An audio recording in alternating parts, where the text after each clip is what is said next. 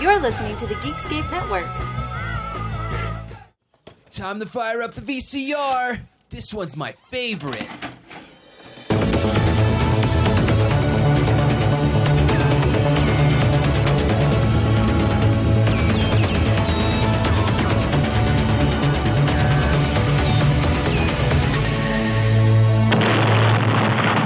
That was gold. Welcome to Analog Jones in the Temple of Film. I'm Steve. And I'm Matt. This is the VHS podcast that looks at the box art, trailers, and behind the scenes. Except when we do a Blu-ray brand new movie. Yeah, which we're doing this week for our Batman weeks, or month. It's like it's gone by so fast, you know? It's like you haven't even been here. You know, I blinked and I missed it. Yeah, for anybody who was wondering, I moved and it was hellacious. My last apartment tried to kill me, so I've moved and I have bettered my situation. Then I can return to the subject that it kind of super bums me out because Batman's like one of my favorite things ever, and I missed out on 3 Batman movies for this month. But at least I got to catch the last one because I was like, I really want to watch this movie, and I want to be on this podcast, at least one of them, because I love Batman stuff. Well, that movie is Batman versus the Teenage Mutant Ninja Turtles. It all happened so fast. We have to stop them, Batman. Whatever they are, they're going to regret stepping foot in Gotham. This is a big score, gentlemen. It's the bat! Fire! Fire! Do I look like a friggin' bat to you? Huh? I've read rumors about a supernatural bat creature in Gotham, but I assumed it was an urban legend. Ninja Turtles? We came to Gotham to stop Shredder and the Foot Clan. The man who'll help us destroy this city is right behind this door. Oh, come on! Robin, Batgirl, these inmates were the deadliest criminals in all of Gotham. Let's move. It's time for this city to destroy itself. Take him down! We need answers! You're welcome to try. Think fast! He thought too fast. We're not your enemy. This is still my city.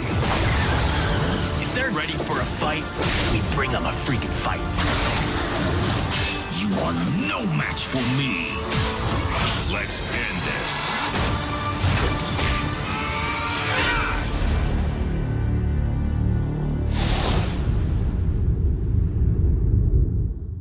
I can catch you up on everything from the last 3 movies.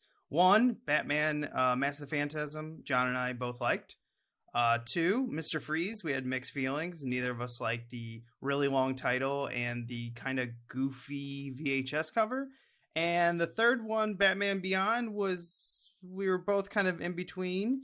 Both wondered, again, why are these titles so long? Couldn't it have just been Return of the Joker? My quick catch up for, this is what I would have said had I got to be on the episodes for the other ones. I think Batman Mask of the Phantasm is a masterpiece. I love it. I've seen it a bunch of times. I saw it a few times in theaters and like revival playing. I adore Mask of the Phantasm. I really like Sub-Zero. I think it's fun. I don't think it's the best, but I enjoy it. Return of the Joker, I really haven't seen in a long time, but I have seen it before. I do own it, and I think it's okay. I think I remember liking it.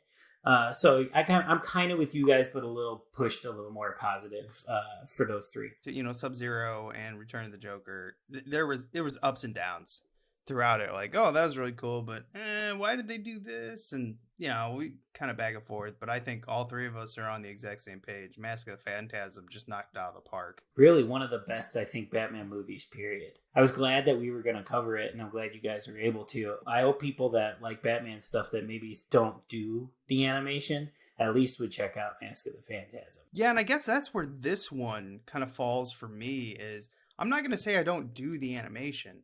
I just kind of like checked out for a while on the animations, and then when I came back, like right now looking through them, I couldn't believe how many there were. Yeah, I've tried to see a lot of them. I have not seen all of them, and I probably won't see all of them for some time, but I've seen a huge chunk of these.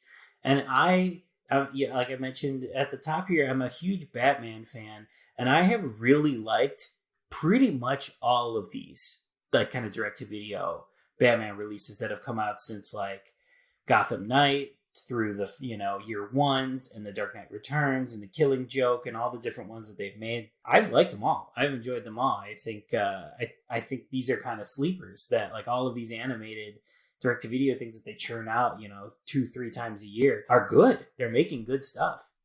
Yeah, I haven't seen one where I've specifically remembered, like, wow, I can't stand that. They all seem to be kind of like the floor's high. Yeah, and they take it seriously too. It's not like they are cheap.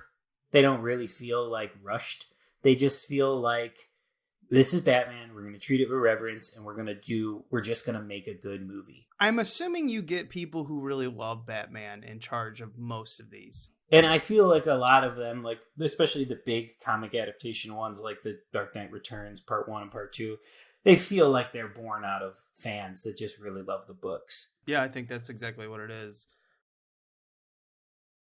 Before our feature presentation, let's listen to a Kickstarter from our friends at WLP Radio.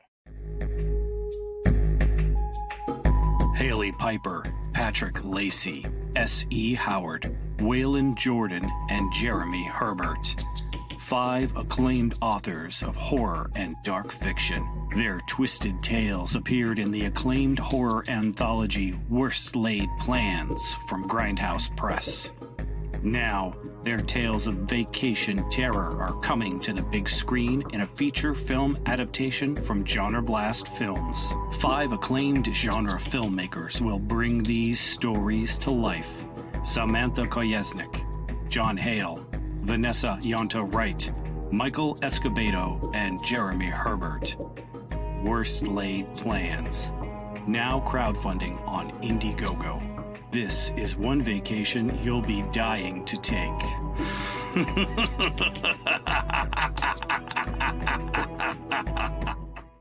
And getting into this one of the things I noticed on the cover was, it seems like everyone has to do the Turtles their own way. I don't have a problem with this. It's just sometimes it's hard to keep up with. For me, it took me a minute to kind of adjust to the way the Turtles looked here.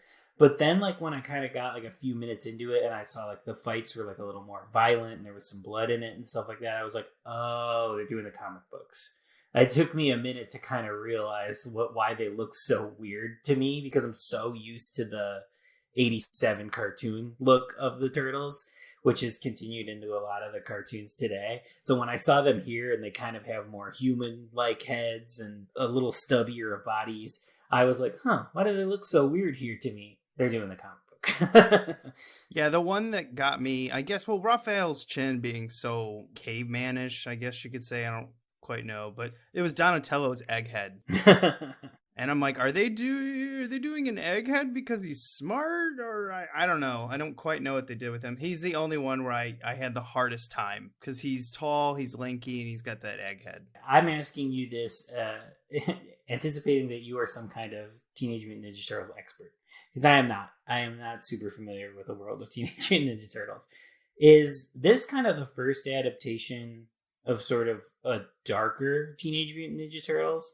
Because I feel like, aren't all the cartoons kind of still the same as, like, the 80s one, where they're a little lighter? Is this the first darker adaptation of these guys? The early 2000 adaptation, which I can't remember if it was Nickelodeon who did it or Cartoon Network, they had darker episodes, and some of their tones got a little too dark, where they wouldn't even air the episodes or stopped airing the episodes. So they were definitely playing in a funky little realm, and I actually think that's one of the better. The first one is always, so iconic, but the first one had a lot of cheap animation. I feel like the early 2000s run was maybe, I don't want to say the best, because a lot of the stories in the first one were fun. I mean, obviously the suited up series that went on, that was kind of going on at the same time as the Power Rangers on Fox Kids, that's atrocious.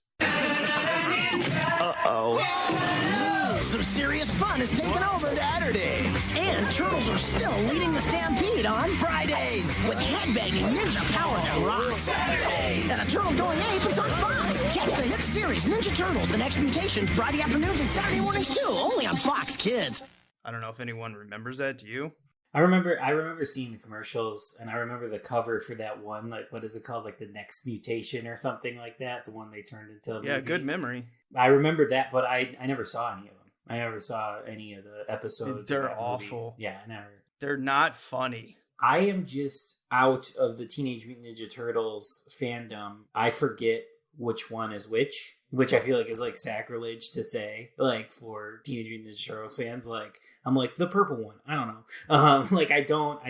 But I love the movies. Like, I did grow up with the movies, but I never really watched the show. I never watched I never had the comics, except for, I think I had one of the super violent ones because it was me. But I didn't have a ton of the books. So I don't have, like, a lot of connections to Teenage Mutant Ninja Turtles, which was fun to watch this because I do have all that for, like, Batman. With the Turtles, I guess, you know, not to go too far in either direction, since this is more of a Batman thing, that the Turtles just have so many different worlds from the comic books that Eastman and Laird originally created, which were very much different and kind of just made as a joke. And it took off, and I don't think they they couldn't anticipate how popular it got. You know, they were just caught in the tornado that they created because everyone saw dollar signs. Mm-hmm. And you can kind of see it, and I watched the Toys the Toys That Made Us, their episode again, and just how they were kind of like, well, you know, we were just sitting around one night, and I thought, what's the dumbest thing I could draw? I don't know, a turtle ninja? You know, it's just like how this was created. While a lot of, like, comic book heroes were created for a purpose, these ones, like, just started as a joke, and they're like, oh, I guess we got to put a story together with this. And then, you know, everyone else has taken their own spin on it. I mean, even the movies, you know, took a different spin on it and all this stuff. Because when I rewatched the first couple episodes of the Turtles, I always forget the Foot Clan. They're robots. The Shredder had a bunch of Foot Clan soldier robots, and then Mousers and all that. And I'm like, oh yeah, that all came back to me. And it's just funny because it was so ingrained in my past because I grew up on it. Mm-hmm. Anyway, getting into this actual movie, we'll try to stay focused on this. I thought this was a really interesting mashup that I never thought would have happened. It's really mixing, like, because the Turtles are, you know, kind of more like teenager, you know, California surfers and everything like that. Yet, most of their world seems like a New York world. So it should match with Batman. So when I started to think of it that way, I'm like, actually, these two seem perfect to have, like, a what if comic or a what if movie. Yeah, I agree. There's even the line in the movie that one of the Turtles says where he's like, New York, Gotham, what's the difference? Because, like, and there is, like, in a lot of the animation style and stuff like that, their worlds do look pretty similar. And, like, I was curious before I started this because I didn't watch a trailer or anything like that. I was just curious how this was going to play out. And from, like, 5 minutes in, I was like, oh yeah, this all makes sense. All of this is, like, works. You know, all of this clicks together. Yeah, and how the characters were having a lot of fun with it, especially Robin and Batgirl, and then them kind of mocking Batman and Leonardo, like the two super serious people. Mm-hmm. They did a really good, the writers, animators, and everything did a really good job of gelling all these different personalities. Yeah, I agree. And it really just, like, kept together all the characters because you've got the Foot Clan, you've got Shredder, but then you've got all the Batman villains that show up in this as well. And never did it feel too bloated or confusing or anything like that. Like, it always kind of made sense, like, the way they planned it out. So props to the writers for kind of keeping it all straight and playing in these two gigantic sandboxes. Yeah, because when they get to Arkham Asylum and I realized that they're going to, like, gel all of these characters, all these villains and everything like that, I was terrified. I was like, oh no, this is going to get bloated badly. Somehow they keep it together, and I guess it's because they do a good job of telling the audience, like, this is a distraction. Ra's al Ghul and Shredder are the real enemies. Yeah. But it does detour for quite a long time with the Joker. It does. But they do, the thing I think that works, that makes it work, they do a really cool thing where they do a good what if, the villains get infected by the ooze, and what do they all turn into? And I was like, oh, that's such a clever concept for putting these two together. Like, mutate the villains, and they're all different kind of animals and monsters. That was super fun. And they did, of course, the Joker is kind of your lead of those monsters. Yeah, and I haven't watched, we both said we haven't watched all the Batman animations, but I feel like they have a really hard time getting away from the Joker on any of these. And especially too, I feel like, having watched several of them, seems like not a lot of them have much continuity. So it's like when you're restarting a story, you almost kind of have to be like, well, this is this world's Joker, like they always kind of have to throw him in if they're doing it kind of a new Batman tale that's not connected to anything else. And yeah, so of course he's featured here. I also thought it was funny. I was like, wow, you really keep all these bad guys all in pretty much the same room? That seems like it's not very smart. Oh, Arkham. Of course it makes an appearance. Yeah, it does. I don't even know where to start with this. We get introduced to all these characters pretty quickly. The Teenage Mutant Ninja Turtles are traveling into Gotham because the Foot Clan and the Shredder have traveled into Gotham. We find out that Shredder is working with a mysterious source, so to speak. I was a little disappointed there was no Krang, but I get it.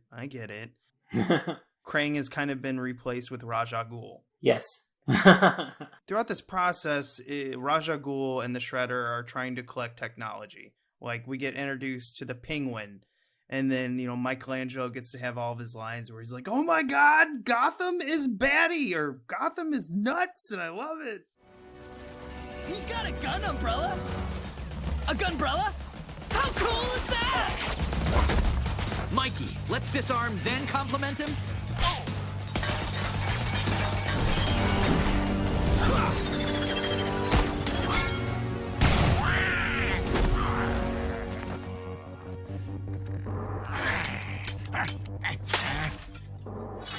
You lose.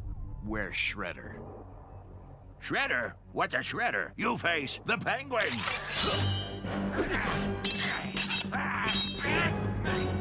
It's a swordbrella too? I think I love this little guy.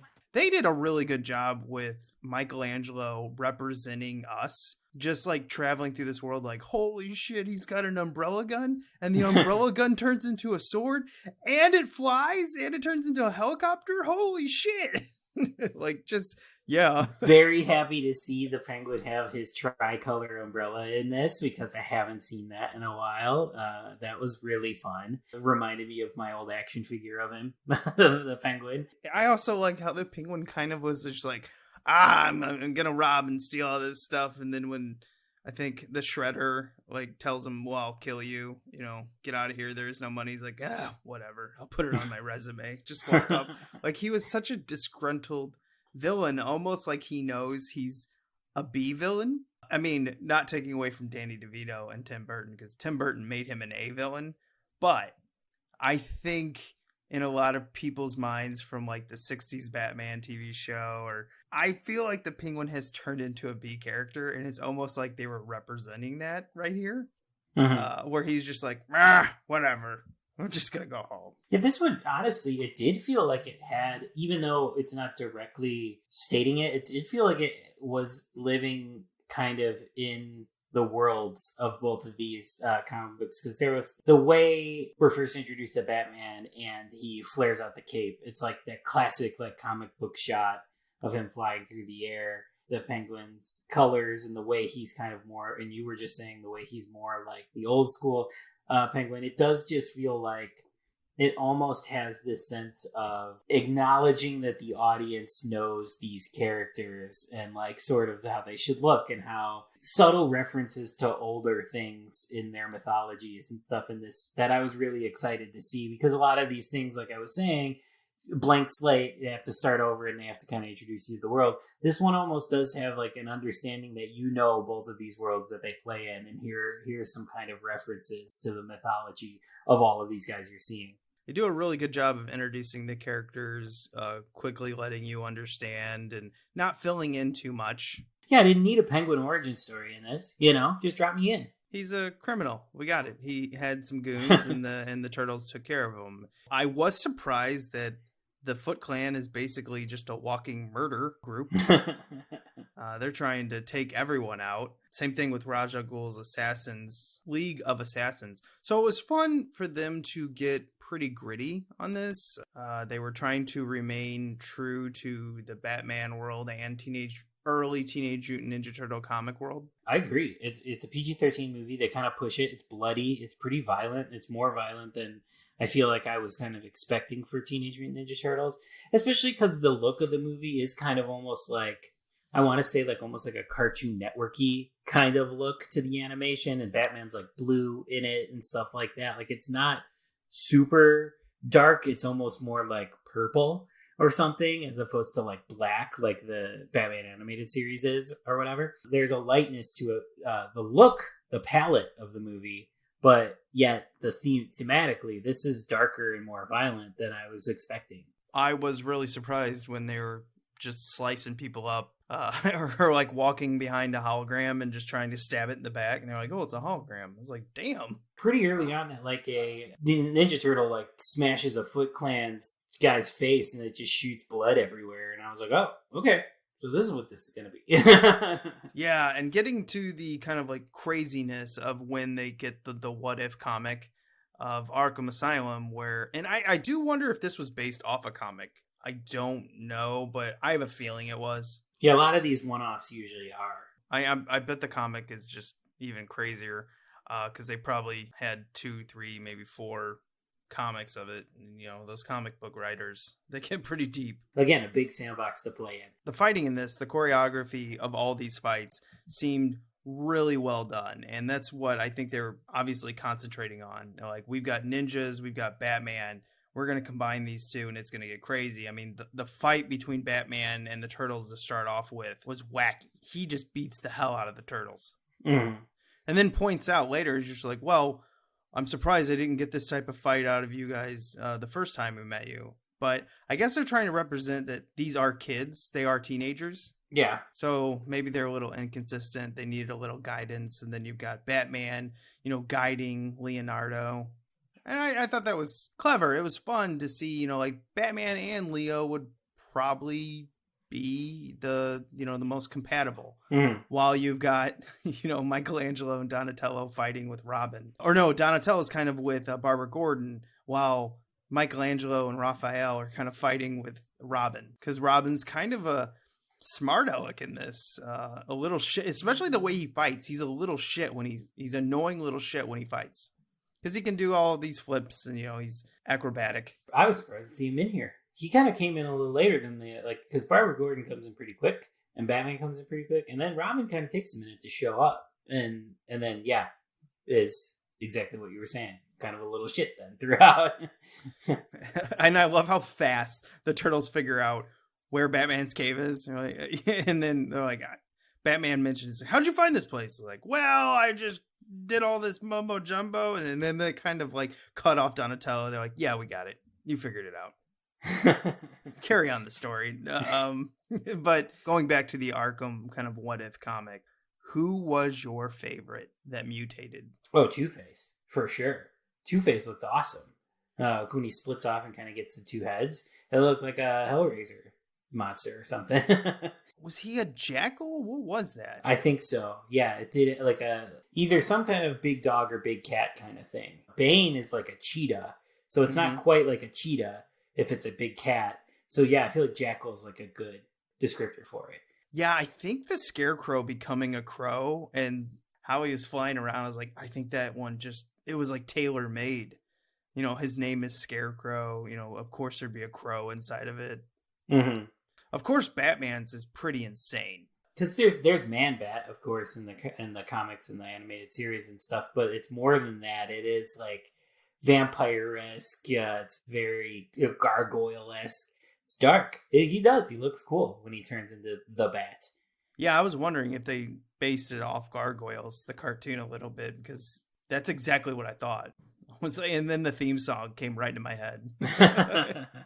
Yeah, I mean, I had a hard time adjusting to the Harley Quinn mutation because something was wrong there. Like, it looked a little lazy. Yeah, luckily she wasn't featured too much after the reveal kind of her, because then Joker takes over. And of course Joker's a big snake and looks also pretty cool. Injecting Batman with crazy serum. I guess that's what that was. Yeah, Joker serum mixed with the ooze. And then, of course, they find an antidote really quick. Barbara Gordon and Donatello are just over there nerding out. And they're like, okay, we got antidotes for this, but we got to do it within the first 12 hours or their DNA is permanently blah, blah, blah. And so immediately they return Batman's villains back to their normal selves. I liked too that when they introduced it, they never got hung up on like the turtles having to decide if they want to, like, immediately the one is just like, I like being a turtle, and she's like, oh no, it's got to be within the first 12 hours. And so that kind of idea of the story going that way is dropped immediately, and I was so happy that they didn't go down that way. And then they made a joke with it. It's just like, but we don't actually know because it's untested. And Robin's just like, yeah, I'm with the turtle. Keep that stuff away from me. yeah. 40% chance of killing the person that takes it. And they're like, yep, keep it away. This had some humor, but still kept, the story moving forward. It didn't get bloated. I was surprised how much I liked this. I didn't think I would dislike this or anything. I just, kind of went into this. I was like, wow, mixing two giant universes like this, you could screw this up pretty quickly. Yeah. Get too many cooks in the kitchen or whatever. But they did a good job of keeping this story going, keeping me entertained, and making me nostalgic for everything from the past. I'm on board 100% with all that. Like, I felt the exact same way. I thought it was like really funny in parts. I like laughed out loud several times. I felt super nostalgic kind of for both series. Yeah, I'm obviously a super huge Batman person, but also like, I do like the Turtles, even though I'm not super in that world. Like, so it did make me feel nostalgic for cartoons and stuff like that. I just had a really, really, really good time watching this movie, knowing that I was probably going to like it. But then after it was over, I was like, I'm really going to go to bat for this movie because I really, really liked it. It was kind of funny to see Raja Ghul be such a dick to Shredder, because Shredder was such a badass in this. And you don't really see too many people get an upper hand on Shredder ever. The Turtles will defeat him temporarily, but that's about it. You know how Raja Ghul was just walking around and kind of like, I will destroy you if you don't get me what I want. And he's like, do something for me and remind me that you're actually a good villain. I was like, damn, Raja. I know you're immortal and everything like that, but this dude beat up Batman for a second. Like, he's no joke. They end up getting into a huge fight after the Arkham. That was one thing that worried me, is because when they defeated all of them in Arkham Asylum, I was like, wow, this really feels like the ending. But they did get it going again. It was fun to watch it. But I will be honest, the Arkham Asylum stuff is much more memorable. The rest, the end of this is just them defeating the bad guy like usual. Yeah, there's about 20 minutes left in the movie after the Arkham stuff. And yeah, it does feel like, oh, I thought that'd be it, but it's like the Arkham stuff is them defeating Batman's villains. Now they gotta go defeat Shredder, the Foot Clan, and then of course Rob. Yeah, so it did feel. I agree. It felt like it was kind of going to be over, but it was only about 20 minutes. So then, even then, when it did end, I was like, oh, that was a breeze still. But I did have that same thought when I got to about an hour into the movie. I was like, there's still more of this.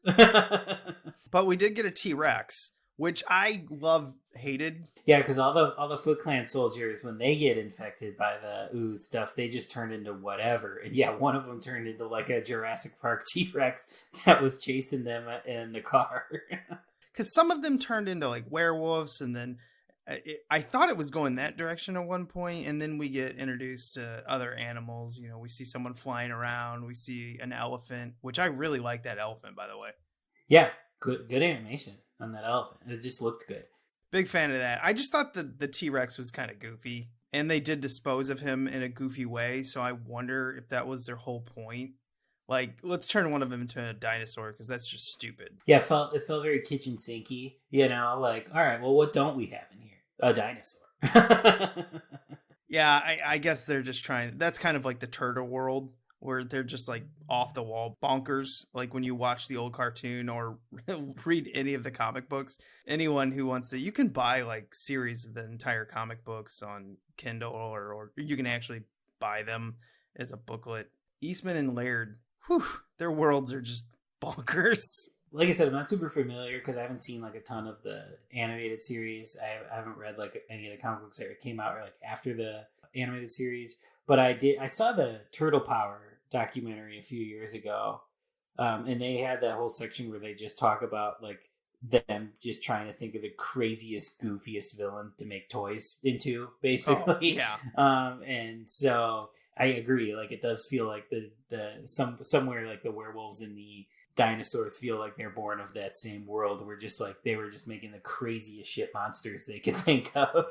After a while, I can't even remember how many seasons there were of the original. I think it was upwards of like 8, 9, 10 seasons. It was a lot. It just became bonkers after a while. And you could tell the people who were like doing the molds for these and everything, they're just looking up in the air. They're like, I don't know. I think at one point we had turtles in like cowboy costumes, and then they were just showing like all the themes of it was bonkers, off the wall. A really fun episode. Oh man, I love those so much. I hope they keep doing those, but I don't know how much longer they can go. But maybe there is a lot more toys that I just can't remember. I said I'd seen the Turtle Power thing, and they have that section where they talk about the toys in that documentary, but I have not seen the Toys That Made Us on the Teenage Mutant Ninja Turtles yet, so I am excited to watch that episode. Definitely watch that. It's a good one. Any last words on this before we get into the museum for this one? Just my last kind of thoughts on it overall, again, were just that I was really impressed with it, really surprised by it. But once again, another animated Batman movie knocks it out of the park. I had a great time, and I loved that it delivered on exactly what it said it was going to be. Yeah, I want another one too. Yeah, I would love to see a part 2 of this. Give me some Krang. Yes, and Rocksteady and Bebop. Oh, of course, yeah. Oh, yeah, have Batman travel to the Turtles world. Yep. It's natural sequel. I think this was really favorably viewed. I think people really like this. This has like 100% on Rotten Tomatoes. Obviously not a ton of reviews because it's a direct-to-video thing, but like I think the people that have seen this one really liked it. So yeah, bring on more. Keep them coming. Don't go too far, but we got to have a Technodrome in there. Got to have Krang. Got to have Bebop and Rocksteady. It's time for Batman to be introduced to the chaos of the Turtles world. I'm all for it. You think your villains are nuts? Just wait. So let's go on to the museum.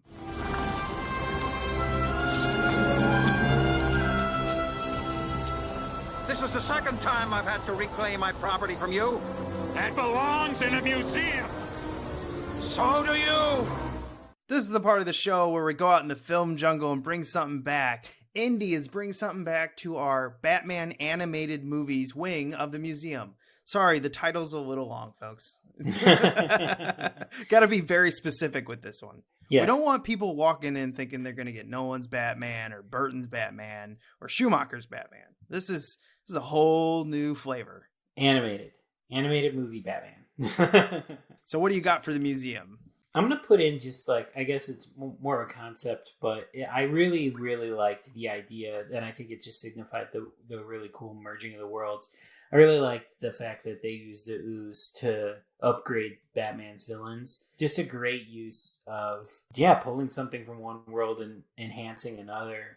And it's also something like, as a little kid, I would have wanted to see. That feels very like playing with my toys. Toy box, smashing together whatever property I wanted to, Batman and Ninja Turtles. It's a micro for the macro, but like I really liked the moment where the ooze transforms the villains a lot. I got the movie at that point. Not that I wasn't understanding it or anything, but that's just was the crux of it for me. So I loved it. That's going in the museum for me. We didn't even talk about the entire line of toys that they had for this, and they're pretty damn good. I really like them. They made a line of toys just based on this movie? Yes, and they're good. Nice. Very cool. I would like to see those. I'm going to look that up after we get off of this. Yeah, I'm impressed. I really like the Michelangelo in the Batman costume. Nice. I'm Batman!